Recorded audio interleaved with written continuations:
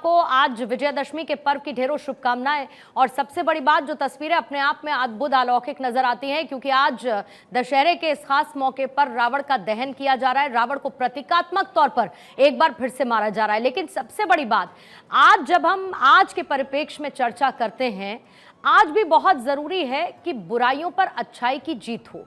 शायद अपने अंदर से, अपने आप से सबसे पहले इसकी शुरुआत करनी चाहिए। विजयादशमी के इस खास मौके पर वेद मूर्ति जी क्या कहना चाहेंगे आज के परिप्रेक्ष्य में इस खास दशहरे के पर्व पर?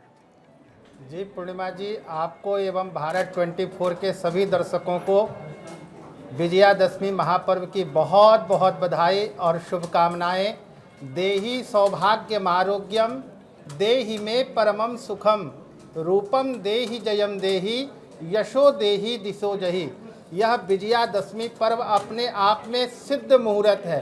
आज के दिन का किया हुआ धर्म कर्म अनंत गुना फल की प्राप्ति होती है। और हमारे शास्त्रों में कहा गया, जैसा आपने प्रश्न किया है, अहंकार में 3 गए, धन वैभव और वंश, ना मानो तो देख लो रावण कौरव और कंस। इसलिए आज जो रावण को जलाया जा रहा है वो अहंकार का प्रतीक है। और हम सब सिर्फ रावण जैसी अहंकार रूपी पुतला जलाने का नहीं, हमारे अंदर भी, हम लोगों के अंदर भी वो अहंकार भरा हुआ है। तो अपने अंदर की बुराइयों को भी जलाना है, अपने अंदर के अहंकार को भी त्याग करना है, अपने अंदर की ईर्ष्या को भी दूर करना है। देखिए, रावण बहुत बड़ा विद्वान था। रावण कोई छोटा मोटा नहीं था, वो बहुत बड़ा धनवान, बहुत बड़ा विद्वान, बहुत बड़ा ज्ञानवान। लेकिन वो विद्वान तो था, 2 अंतर है। रावण विद्वान था लेकिन हनुमान जी विद्यावान थे। विद्वान और विद्यावान में दोनों अंतर होता है।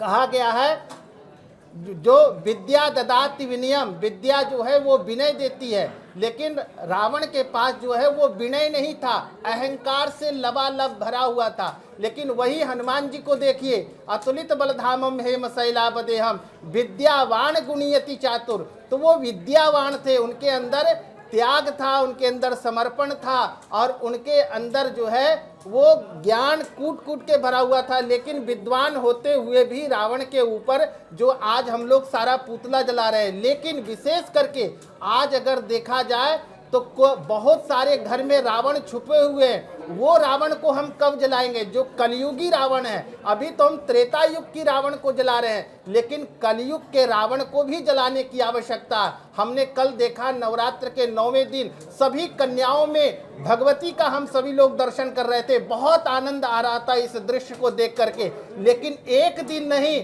पूरे साल अपने बहनों के, अपनी बेटियों पर जो दर्शन करना है वो भगवती का रूप ही दर्शन करना है। और आज देखिए हमारी बहन बेटियों को आप देखिए, उस समय रावण जो है तो माँ सीता को अपने घर में नहीं रखा था, वो ले जाकर के अशोक वाटिका में रखा था। उस समय भी मर्यादा थी राक्षसों में।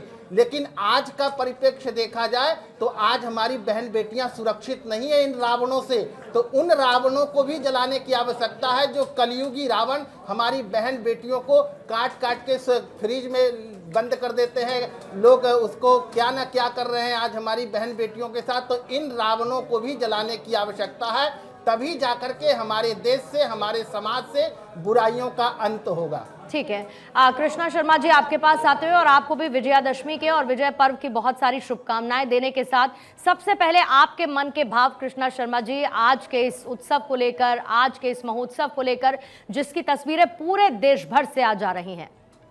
सबसे पहले आपको और आपके चैनल को और आपके चैनल के माध्यम से सभी को विजयादशमी की हार्दिक शुभकामना बोलते हुए यही कहूँगी कि आज का जो पर्व है ये बताता है कि हम जो है बुराई पे अच्छाई की जीत को देखते हैं।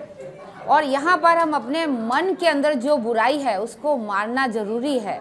इसके अर्थात राम का नाम 108 बार, अगर हम 2 बार राम राम कहते हैं तो 108 की माला हो जाती है।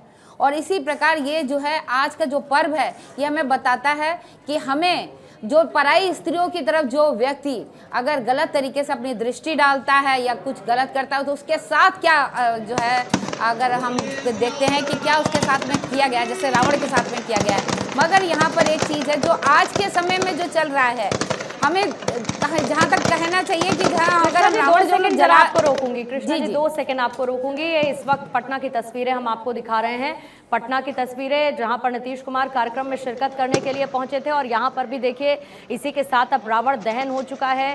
रावण का जो पुतला है वो पूरी तरीके से जमीन पर आ चुका है और थोड़ी देर पहले की ये तस्वीरें इस वक्त आपके सामने है जब रावण का दहन किया गया। विजयदशमी का ये समारोह जिसमें नीतीश कुमार शामिल होने के लिए पहुंचे थे। कृष्णा जी वापस आपके पास आते हुए अपनी बात को पूरा रखें। तो यहाँ पर मैं कहना चाहूँगी कि आज के दिन अगर जो रावण आप जला रहे हो तो क्या जो जला रहा है, जो वहाँ पे खड़े हैं, वो खुद कितने पाक हैं, वो खुद उनके अंदर क्या राम है, राम जैसी अच्छाई, राम जैसे त्याग है उनके अंदर?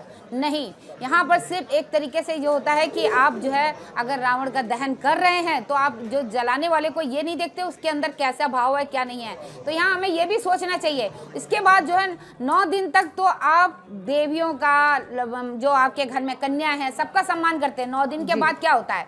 तो इसलिए जो आज हमारे समाज में जो हर व्यक्ति के अंदर जो इस तरीके की जिनकी मानसिकता खराब है, उनके अंदर जो रावण है उसको मारने की जरूरत है। इस पुतले की जगह अगर उस पुतले को जलाया जाए तो बेहतर होगा, क्योंकि यहाँ पर हम देखते हैं कि छोटी बच्चे से लेके बड़ी उम्र तक की महिलाएं सुरक्षित नहीं है, जबकि रावण में ये मर्यादा थी। उसने अशोक वाटिका में, जैसे कि अभी मंडलेश्वर जी हमारे महाराज जी ने बताया कि अशोक वाटिका में रखी, उन्होंने सीता जी को वहां रखा था मगर उस मर्यादा के हिसाब से कभी हाथ नहीं लगा। लेकिन शायद इसीलिए तो हम कहते हैं कि हम कलयुग में हैं, जहां पर किसी भी मान मर्यादा का शायद कोई औचित्य, कोई वजूद है ही नहीं। और इसीलिए हम लोग आज कलयुग में हैं। कलयुग में रहते हुए यहाँ पर ऐसी बहुत सारी नकारात्मकता है जो हमारे साथ चलती है और शायद यही वजह है कि इस कलयुग में जब हम त्रेता युग और उस वक्त की तस्वीरों को याद करते हैं, जब हम राम को याद करते हैं, जब हम रावण के वध को याद करते हैं, तो शायद इसी वजह से कि हम वहाँ से कुछ सीख सकें, अपने जीवन में पदार्पित करते हुए अपने जीवन में कुछ सकारात्मक बदलाव ला सके। मगर ऐसे कोई सकारात्मक बदलाव लोग लाते नहीं है। सिर्फ 9 दिन तक उनके अंदर सकारात्मक बदलाव रहता है, 9 दिन के बाद कई लोगों में चेंज हो। हमें जरूरी है कि हमें जैसे अभी हम 9 दिन में हैं वैसे ही हमें रहना चाहिए। इसके अलावा जब जानते हैं कि राम नाम से ही अंतिम यात्रा भी होती है, तो उसका डर, उसका खौफ इनके दिलों में होना चाहिए कि जिस तरीके से आप महिलाओं का सम्मान नहीं करते, आप अपने पिता के साथ में आपका संबंध कैसा, आपके भाइयों के संबंध कैसे हैं, आप अपनी माँ के कहने में क्या, आप सारी चीज़ें त्याग करके आप वनवास जा सकते हैं। इस तरीके का आज की डेट में तो आप देखते हैं कि प्रॉपर्टी के चक्कर में भाई भाई का गला काटता है।